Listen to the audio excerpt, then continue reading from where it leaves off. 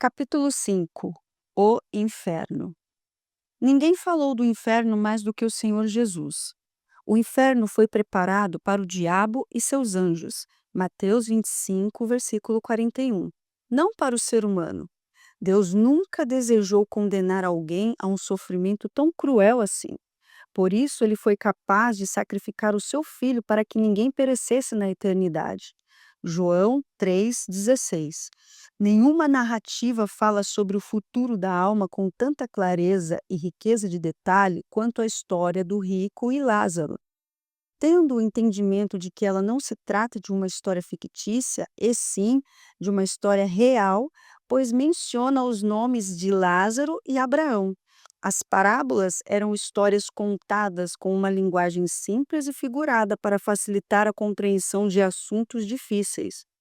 O Senhor Jesus se utilizava desse recurso didático para ensinar, porém, essa é a única narrativa em que ele menciona o nome das pessoas. Vamos refletir sobre alguns pontos.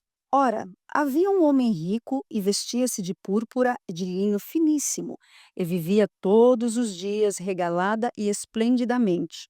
Havia também um certo mendigo chamado Lázaro, que jazia cheio de chagas à porta daquele, e desejava alimentar-se com as migalhas que caíam da mesa do rico.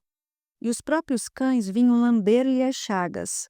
E aconteceu que o mendigo morreu e foi levado pelos anjos para o seio de Abraão. E morreu também o rico e foi sepultado. E no inferno ergueu os olhos estando em tormentos e viu ao longe Abraão e Lázaro no seu seio. E clamando disse: Pai Abraão, tem misericórdia de mim e manda a Lázaro que molhe na água a ponta do seu dedo e me refresque a língua, porque estou atormentado nesta chama. Disse, porém, Abraão: Filho, lembra-te de que recebeste os teus bens em tua vida, e Lázaro somente os males. E agora este é consolado, e tu atormentado. E além de tudo isso, está posto entre nós um grande abismo, de sorte que os que quisessem passar daqui para vós não poderiam, nem tampouco os de lá para cá. E disse-lhe ele: Rogo-te, pois, ó pai, que o mandes à casa de meu pai, pois tenho 5 irmãos, para que lhes dê testemunho, a fim de que não venham também para este lugar de tormento. Disse-lhe Abraão: Tem Moisés e os profetas, ouçam-nos. E disse ele: Não, pai Abraão, mas se algum dentre os mortos fosse ter com eles, arrepender-se-iam. Porém, ele lhe disse: Se não ouvem a Moisés e aos profetas, tampouco serão persuadidos, ainda que algum dos mortos ressuscite. Lucas capítulo 16, versículo 19 ao 31. Veja que o rico andava como um pavão, pois se vestia de púrpura e de linho finíssimo, as roupas mais caras da época. Ostentava tanto que vivia todos os dias de forma regalada e esplendorosa. Dava banquetes para os amigos e comia fartamente das melhores iguarias do seu tempo. Quero salientar que não há nada de errado em viver com fartura, mas colocar o coração nos bens materiais é pecado. Trabalhar para desfrutar do conforto com a família também não é reprovável aos olhos de Deus, mas se tornar uma pessoa avarenta, egoísta e gananciosa é terrível para a alma, pois quem vive para ganhar dinheiro e se apacentar com o poder que ele dá, faz de Mamon seu Deus. Todas as nossas conquistas devem ser para servir e glorificar ao Altíssimo. Temos observado que quanto mais riquezas uma pessoa tem, mais distraída com este mundo ela fica. Ela passa a ter cada vez menos tempo para Deus, pois precisa aproveitar a vida, viajar, investir, comprar e etc. E normalmente, com todas essas fascinações que o mundo oferece, a alma fica desgovernada e se perde. Abraão, Isaque, Jacó, Davi e muitos outros personagens bíblicos foram homens prósperos, mas eles nunca foram descritos como pessoas que viviam na diversão, na opulência ou no glamour deste mundo. Eles colocavam tudo o que tinham à disposição do Todo-Poderoso. Por isso, constantemente sacrificavam não só as suas vontades, mas também as suas posses.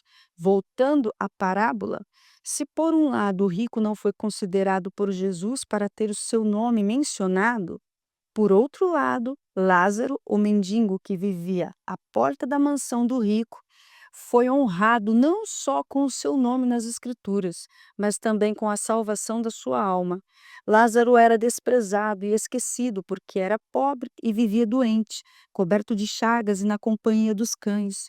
O rico, por sua vez, devia viver como todos os ricos vivem, bajulados por todos à volta e com grande prestígio e reputação na sociedade. Ou seja, enquanto o rico era podre de rico, Lázaro não tinha onde cair morto, como se diz na linguagem popular. Mas um dia a vida neste mundo termina e a morte iguala todos os seres humanos, sejam eles pobres ou ricos. E mesmo que o rico tenha tido um grande funeral, isso não mudou em nada a sua condição na eternidade. Ao morrer, Lázaro foi levado pelos anjos para o seio de Abraão. Lucas 16, 22. Um lugar de descanso eterno para a alma, enquanto o rico foi levado para o Hades, o inferno. Lucas 16, 23. A Bíblia descreve o inferno como um lugar de tormentos. Veja então 10 características dele que a história do rico e de Lázaro nos revela. Lá existe um fogo inextinguível, isto é, chamas que jamais se apagarão. O Senhor Jesus revela que o rico está sendo atormentado numa chama. Lucas 16, 24. E sabemos que todo fogo precisa de um combustível para permanecer aceso. Penso que assim como o pecado deu origem ao inferno, a justiça e a ira de Deus contra toda a impiedade acenderam essa chama e a manterão acesa por toda a eternidade. O Senhor Jesus também chama o inferno de fornalha ardente e lançá-losão na fornalha de fogo. Ali haverá choro e ranger de dentes. Mateus capítulo 3, versículo 42. Os vermes não morrem, portanto, não se trata de larvas comuns, nem de um fogo físico como nós conhecemos. No passado, era comum que os corpos dos mortos em batalhas ficassem amontoados em estado de decomposição e cheio de vermes se alimentando daquela putrefação até que fossem completamente consumidos pelo fogo.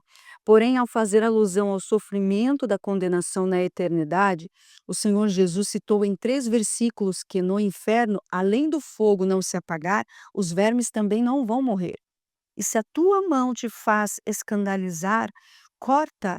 Melhor é para ti entrares na vida aleijado do que tendo 2 mãos ires para o inferno, para o fogo que nunca se apaga, onde o seu bicho não morre e o fogo nunca se apaga. E se o teu pé te escandalizar, corta-o. Melhor é para ti entrares coxo na vida do que tendo 2 pés seres lançados no inferno, no fogo que nunca se apaga, onde o seu bicho não morre e o fogo nunca se apaga. E se o teu olho te escandalizar, lança-o fora. Melhor é para ti entrares no reino de Deus com um só olho do que tendo 2 olhos, seres lançado no inferno, onde o seu bicho não morre e o fogo nunca se apaga. Marcos, capítulo 9, versículo 43, 48. Ao contrário do céu, que é descrito como um lugar de luz brilhante, pois o próprio Senhor Jesus será como o sol que o iluminará, Apocalipse 22, versículo 5, o inferno é retratado como um lugar extremamente escuro de densas trevas, e os filhos do reino serão lançados nas trevas exteriores. Mateus capítulo 8, versículo 12. É habitado por demônios tão terríveis que jamais foram permitidos agir na terra. Eles estão presos ali em cadeias eternas desde a sua saída do céu.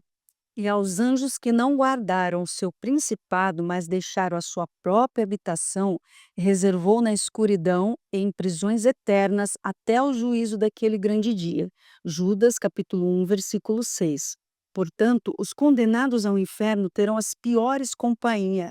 Além desses espíritos malignos, eles ainda estarão cercados de todos os mentirosos, adúlteros, assassinos, covardes, ladrões, pedófilos, idólatras, rebeldes e todos os que não tiveram seus nomes escritos no livro da vida. E depois do inferno, a segunda e última etapa da condenação será no lago de fogo e enxofre com o diabo, a morte, a besta e o falso profeta. Apocalipse 19, versículo 20, 20, versículo 10 e 21, versículo 8. Lá, a consciência e a memória são preservadas para que o condenado esteja bem ciente das escolhas que fez e das chances de arrependimento que teve e perdeu. Disse, porém, a Abraão: Filho, lembra-te de que recebeste os teus bens em tua vida. Lucas 16, versículo 25. O rico estava tão lúcido que se recordou dos entes queridos que estavam vivos, mas vivendo tão perdidos quanto ele viveu, e que por isso teriam o mesmo destino que ele. Pois tenho 5 irmãos, para que lhes dê testemunho, a fim de que não venham também para este lugar de tormento. Lucas 16, 28. A alma não tem necessidade de água, pois é o corpo que tem sede física. Mas a palavra diz que o rico, no lugar do seu tormento, ergueu os olhos para ver Abraão e Lázaro. Lucas 16, 23. E pediu uma gota de água para refrescar a sua língua. Lucas 16, 24.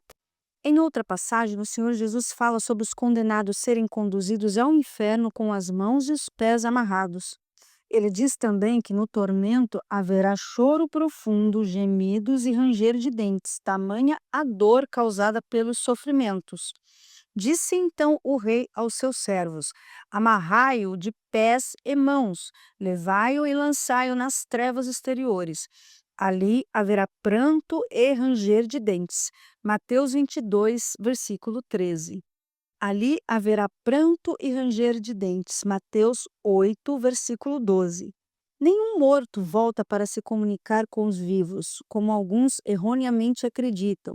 Quem vê ou conversa com pessoas que já morreram está, na verdade, sendo enganado por espíritos malignos. Lucas 16, 27 até o 30. E ninguém reencarna num outro corpo para viver na Terra novamente, como ensina a doutrina da reencarnação. E como aos homens está ordenado morrer em uma só vez, vindo depois disso o juízo. Hebreus capítulo 9, versículo 27. Numa fração de segundos após a morte, começam as recompensas da vida eterna ou as torturas do inferno. E não há intervalo nem fim. Ou é descanso, ou é choro e ranger de dentes perpetuamente. Imagine um tormento sem descanso, sem medicação para aliviar a dor e sem qualquer esperança de um dia ter alívio. Uma vez condenada ao inferno, a pessoa jamais poderá mudar a sua condição. Quem pensa que em algum momento os que estão no inferno terão uma oportunidade de sair de lá, está enganado. Está posto um grande abismo entre nós e vós, de sorte que os que quisessem passar daqui para vós não poderiam, nem tampouco os de lá passar para cá. Lucas 16, 26. O inferno está separado e distante do céu, pois Lázaro foi visto ao longe. Lucas 16, versículo 23. Podemos pensar que esse versículo indica a possibilidade de os condenados olharem para o alto e de alguma forma conseguirem ver os salvos em plena satisfação. Portanto, isso pode ser um indicador de mais uma causa de angústia e aflição. O inferno é um lugar de total ausência da bondade e da misericórdia de Deus. É um lugar onde não existe ação do Espírito Santo para o convencimento do pecado e para o arrependimento. Você consegue entender quão terrível é essa realidade? Nunca mais poder ter uma oração respondida, nem desfrutar de alguma virtude divina, como o amor, a alegria ou a paz. O inferno é a maior manifestação da justiça de Deus. Por ser reto, ele não trata todos da mesma forma, mas retribui a cada um segundo o seu proceder. Se os que andam na justiça e os que andam na iniquidade fossem todos para o mesmo lugar, onde estaria o caráter reto de Deus? Eu tentei explicar um pouco sobre esse lugar terrível, mas nossa mente não consegue dimensionar os horrores do inferno. Muitas passagens bíblicas são tão profundas que só nos resta lê-las com temor e temor, para que assim a nossa alma esteja em completa vigilância espiritual. Gostaria de finalizar falando sobre 2 outros pontos importantes nessa narrativa do Senhor Jesus. Lázaro simboliza todos os que reconhecem a sua fragilidade e pequenez, e por isso dependem de Deus em tudo, na vida ou na morte. O rico, por sua vez, representa todos os orgulhosos e prepotentes que vivem despreocupados com a própria salvação. Seus pensamentos giram em torno de aumentar a sua riqueza, se casar, se descasar e satisfazer a sua alma com os prazeres deste mundo. Ter alguém necessitado perto de nós é um teste divino para praticarmos a palavra de Deus. O rico tinha Lázaro à porta da sua luxuosa casa, dando a ele a oportunidade de ser generoso, bom e sensível à dor do seu próximo. Contudo, ele, que provavelmente era judeu, pois chamou Abraão de pai, agiu de maneira contrária ao que as Escrituras ensinam. Em todas as gerações foram pouquíssimos os Lázaros e muitos os ricos, que só se ocuparam com os cuidados desta vida e não com o porvir. Assim também tem sido nos nossos dias. Por que Deus criou o inferno? A alma foi criada para viver eternamente. Isso se dará com Deus ou com o diabo. O Altíssimo não criou Lúcifer, o principal dos anjos, para que ele vivesse por um tempo determinado, mas para que ele lhe servisse eternamente. Porém, Lúcifer se revoltou contra o Criador, tornou-se Satanás e foi expulso do céu. Ao vir para a terra, ele começou a fazer toda a confusão de que já temos conhecimento. Sendo Satanás um ser tão ruim, muitos perguntam: por que Deus não o mata? Isso resolveria muitos problemas, não é mesmo? Porém, Deus não pode matar ou destruir o que ele fez para viver por toda a eternidade. Nós costumamos fazer coisas que têm um prazo de validade, mas o Todo-Poderoso não. Por isso, Deus criou um lugar chamado inferno para Satanás e um terço dos anjos que se rebelaram. Nesse local, uma parte dos anjos caídos já estão mantidos em prisão. Há também um outro local reservado para depois do julgamento final, que é chamado de Lago de Fogo e Enxofre. Nele, Satanás e todos os demônios serão aprisionados e torturados por toda a eternidade. Esses lugares de aflição e agonia não foram idealizados para o ser humano. O próprio Senhor Jesus disse que o inferno foi criado para o diabo e seus anjos, Mateus 25:41. E para salvar as pessoas dos seus pecados, Deus providenciou um plano de perdão e redenção por meio da morte de seu filho. Contudo, como houve desobediência e rebeldia no céu, também tem havido na terra por parte daqueles que não aceitam Jesus como o único Senhor e Salvador. Por vontade própria, essas pessoas decidem o seu futuro eterno no lago de fogo e enxofre, quando rejeitam o sacrifício do Senhor Jesus em sua vida. Quando morrem, a alma delas é conduzida ao inferno, uma espécie de antessala do lago de fogo e enxofre. Portanto, elas vão para o mesmo lugar onde estará Satanás, os demônios, a morte, o inferno e todos os mentirosos, enganadores e aqueles que desprezaram Jesus como Salvador. Não é da vontade de Deus que a alma alguma seja condenada. Pelo contrário, a Bíblia revela que Deus planejou um novo céu e uma nova terra para aqueles que o amam. Deus considera a nossa alma tão preciosa que ele deseja viver conosco por toda a eternidade. O Senhor Jesus disse aos seus discípulos que o céu é uma casa onde Deus recebe os seus filhos. Na casa de meu pai há muitas moradas. Se não fosse assim, eu vou-lo teria dito: vou preparar-vos lugar. João 14, versículo 2. Deus tem uma morada para cada pessoa lá no céu. Contudo, ele não quer levar almas à força para lá. O Altíssimo não é violador de mentes e corações. Ele quer amor e entrega espontâneos do ser humano. Para isso nos foi dado o Espírito, para pensarmos, avaliarmos e nos entregarmos voluntariamente a Ele em vida. As mentiras sobre o inferno. A cada segundo, milhares de pessoas no mundo partem para a eternidade. Quantas delas entram no descanso de Deus e quantas vão para o inferno? Talvez você que lê este livro esteja se encaminhando para o inferno. A sua alma corre grande perigo se você não abraçar a sua chance de salvação. por isso o alerta. Portanto, como diz o Espírito Santo, se ouvirdes hoje a sua voz, não endureçais os vossos corações, como na provocação no dia da tentação no deserto. Hebreus capítulo 3, versículos 7 e 8. Todas as oportunidades são dadas hoje em vida. O maior trabalho de Satanás é iludir as pessoas com as suas falácias, com as suas mentiras. Uma delas diz respeito à inexistência do inferno. Muitos pensam que o inferno não é um lugar real, e sim uma invenção das religiões para amedrontar as pessoas. Já ouvi pessoas dizerem que o inferno é aqui mesmo, aqui se faz, aqui se paga. Porém, isso também não é verdade. Existe a lei da semeadura, ou seja, o que nós plantamos, nós vamos colher. Só que as consequências de uma vida sem Deus repercutirão, sobretudo, na eternidade. Há quem pense que depois da morte, a alma entra num sono profundo e não vê mais nada, o que também não é verdade, pois na eternidade todos estarão conscientes e acordados sempre. Há ainda os que não creem na existência da alma, embora as Escrituras falem dela do início ao fim. E não temais os que matam o corpo e não podem matar a alma. Temei antes aquele que pode fazer perecer no inferno a alma e o corpo. Mateus 10, versículo 28.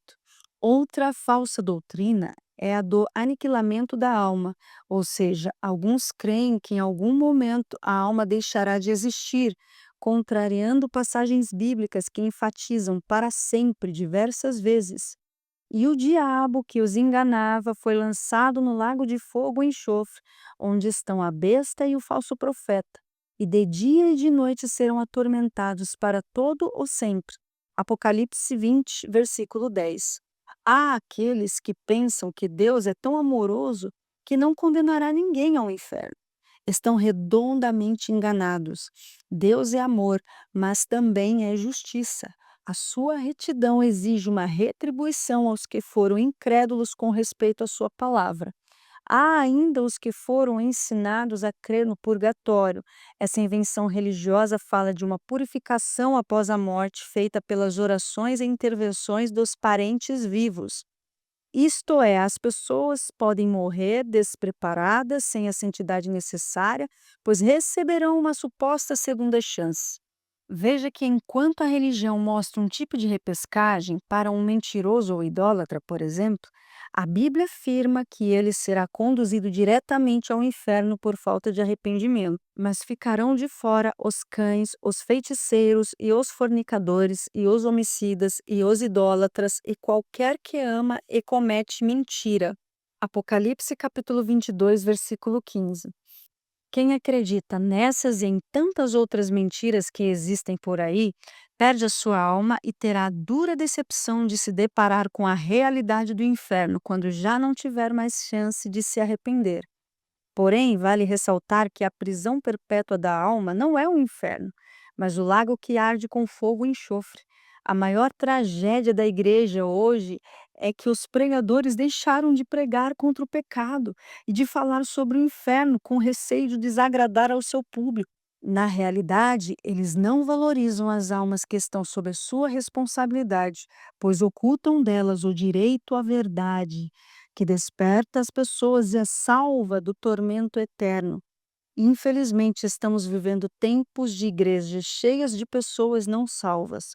Quando eu chego diante de um auditório, esteja ele com muitas ou poucas pessoas, eu parto do princípio que aquela pode ser a última chance delas. Então, assim como eu não sou negligente com a minha própria salvação, eu não quero ser cobrado por ter omitido a palavra da vida eterna a ninguém. O inferno tem as suas portas abertas e ele nunca se farta de engolir almas. Bilhões de pessoas passarão a eternidade em chamas sem a menor chance de reverterem essa situação. Portanto, enquanto houver fôlego em mim, quero anunciar o Evangelho que mostra as boas novas da salvação, mas que também revela más notícias para quem rejeita a oferta do Filho de Deus. Não pense que pelo fato de você estar numa igreja ou ocupar uma posição na obra de Deus, isso lhe dará alguma regalia no futuro. Não importa quem você é. Se desobedece à palavra de Deus aos olhos do Altíssimo, você está em péssimas condições. Nem todo o que me diz Senhor, Senhor entrará no reino dos céus, mas aquele que faz a vontade de meu Pai que está nos céus. Muitos me dirão naquele dia: Senhor, Senhor, não profetizamos nós em teu nome? E em teu nome não expulsamos demônios? E em teu nome não fizemos muitas maravilhas? E então lhes direi abertamente: Nunca vos conheci. Apartai-vos de mim, vós que praticais a iniquidade. Mateus capítulo 7, versículo 21 e 23. Talvez você esteja sentindo um grande temor agora, mas as distrações deste mundo e o mal podem fazê-lo esquecer dessa realidade. Então busque um lugar reservado, feche os olhos e faça uma aliança com Deus neste momento. Não deixe que os seus pecados sejam como um muro que o separa de Deus. Se arrependa deles, peça perdão ao Senhor e entregue a sua vida a Ele por inteiro. É justo que Deus queira tudo de nós. Afinal, Ele também deu tudo de si, não é mesmo? Nas coisas banais deste mundo você pode ter múltiplas escolhas, mas com respeito à eternidade são apenas duas: céu ou inferno, a salvação ou a condenação da alma. Não fuja do Salvador, que é tão bondoso, para se abraçar aos trilhões e trilhões de demônios no lago de fogo e enxofre. Lembre-se, uma vez condenado, para sempre condenado. O pecado de Lúcifer. Muitas pessoas se perguntam como Lúcifer se tornou o maior adversário de Deus, uma vez que ele foi criado perfeito para desempenhar as suas funções angelicais. Além de Lúcifer possuir beleza, perfeição e dignidade provenientes do Criador, ele habitava num lugar santo, ou seja, não havia qualquer influência negativa sobre ele, pois nunca tinha existido pecado no céu. Não sabemos quando o Todo-Poderoso criou Lúcifer, nem quando se deu a sua queda, mas temos uma revelação no texto sagrado sobre o que o levou a cair. O coração de Lúcifer se elevou, gerando o orgulho. Elevou-se o teu coração por causa da tua formosura, corrompeste a tua sabedoria por causa do teu resplendor. Por terra te lancei, diante dos reis te pus, para que olhem para ti. Ezequiel 28, versículo 17. Lúcifer corrompeu o seu estado de perfeição ao olhar para si mesmo e ser enganado pelo próprio coração. O auto-engano fez com que a maior de todas as criaturas até então se deslumbrasse com a sua inteligência, a sua formosura, o seu poder e a sua autoridade. Lúcifer se tornou insensato ao se vangloriar de atributos que não vieram dele, mas que haviam sido concedidos pelo Altíssimo. Do orgulho vieram os outros pecados, como o atrevimento de provocar uma rebelião no céu, contaminando assim a terça parte dos anjos de Deus. Esses seres celestiais acreditaram nas falsas promessas de felicidade e de poder feitas por Lúcifer e trocaram o amor sincero e leal do Altíssimo pelas mentiras daquele que hoje se chama Satanás. De querubim ungido, portador de luz e resplendor, Lúcifer se tornou o príncipe das trevas, o pai da mentira, o Deus deste século que bloqueia o entendimento das pessoas a respeito do verdadeiro Deus. O coração cega e é capaz de fazer um sábio o maior de todos os tolos, e de um ser perfeito o mais horrendo ser da escuridão, como aconteceu com Lúcifer.